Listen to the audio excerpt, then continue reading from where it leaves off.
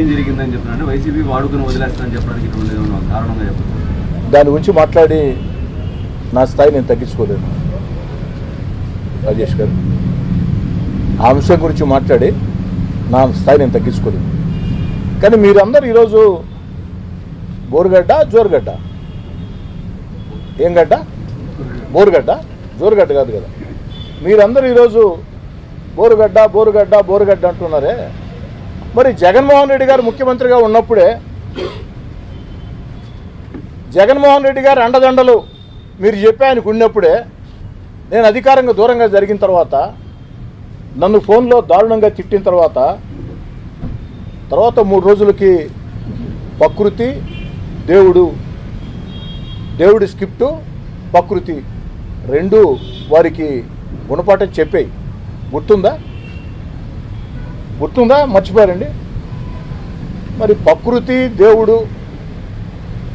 గుణపాఠం చెప్పే ఆ రోజు కోటంరెడ్డి శ్రీధర్ రెడ్డికి మీరు చెప్పే వ్యక్తి బోరుగడ్డ అనిల్ ఫోన్ చేసిన 72 గంటల్లో పర్యవసానాలు ఏ విధంగా ఉన్నాయో పాపం బోరుగడ్డ మీడియా ముందుకు వచ్చి 72 గంటల ముందు నెల్లూరుకు వచ్చి నన్ను నా తమ్ముడిని కట్టేసుకుని బండి కట్టుకుని పోతానని చెప్పిన వ్యక్తి 72 గంటల తర్వాత మీడియా ముందుకు వచ్చి బోరు బోరు బోరు నడుస్తా, ఓ అమ్మా నా మీద దాడి జరిగింది, నెల్లూరు నుంచి వచ్చారు.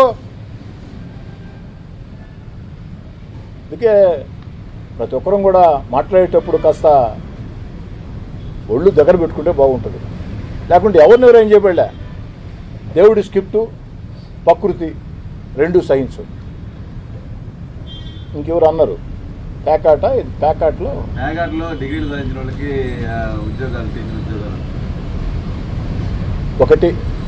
ఈ సందర్భంగా నేను స్పష్టంగా చెప్పదలుచుకున్నాను, వేల మందికి టీచర్ ఉద్యోగాలు ఒక్క సంతకంతో నారా లోకేష్ గారు ఇస్తే జీర్ణించుకోలేక కడుపు మంటతో రకరకాల భాష రకరకాల విన్యాసాలు వైఎస్ఆర్ కాంగ్రెస్ పార్టీ నాయకులు మాట్లాడుతూ ఉన్నారు. వారి మాటల్ని వారి విజ్ఞతగా వదిలేస్తూ ప్రజలందరూ చూస్తూ ఉన్నారు అని తెలియజేస్తూ ఒక్క మాట చెప్పి ముగిస్తాను. ప్యాకాటలో గెలిచిన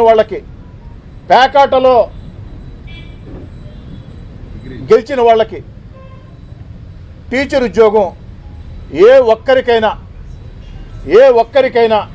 ఇచ్చి ఉంటే, ఇద్దోనయ్యా ఈయన ప్యాకాట్లో గెలిచాడు కాబట్టి టీచర్ ఉద్యోగం ఇచ్చారు అని వైఎస్ఆర్ కాంగ్రెస్ పార్టీ నాయకులు రుజువు చేస్తే, వారు రుజువు చేసిన గంటలోపు నా శాసనసభ సభ్యత్వానికి రాజీనామా చేస్తానని చెప్పని బహిరంగ ప్రకటిస్తూ ఉన్నా.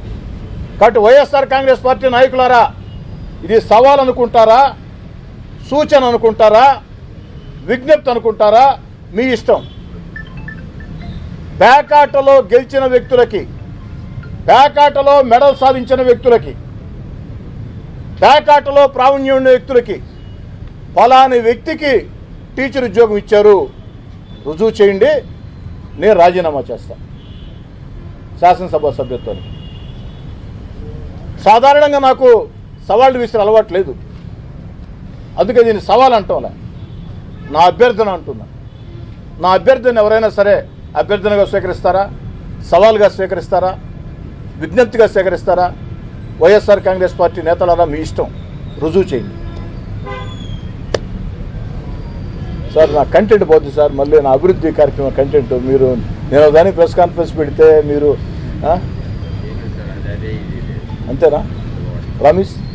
పక్కా? Okay sir. సార్ ఒక్క మాట సార్, ఒకే ఒక మాట సార్.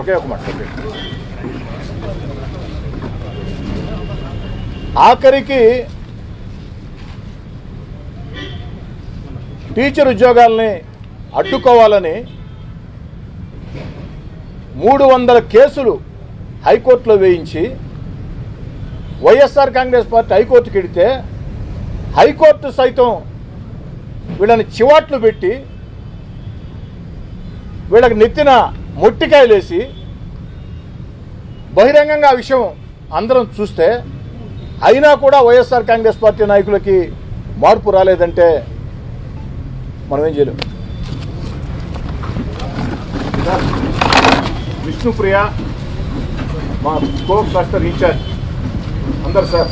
విష్ణుప్రియ మా co cluster incharge, Shabbir Khan cluster incharge, Telugu Desam party senior నాయకులు. మా ప్రెస్ నోట్ ఇచ్చాము అందరికీ.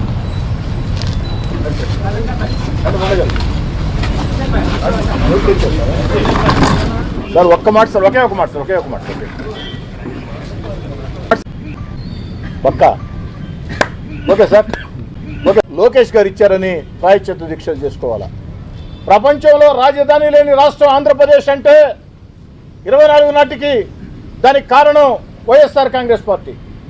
రాజధానితో 3 ముక్కలాటాడి రాజధానిని సర్వనాశనం చేస్తే ఒక అద్భుత రాజధాని చంద్రబాబు గారు ఏకైక రాజధాని అమరావతి నిర్మిస్తూ ఉంటే దాన్ని చూసి వైఎస్ఆర్ కాంగ్రెస్ పార్టీ ప్రాయశ్చిత్త దీక్షలు చేసుకోవాలా?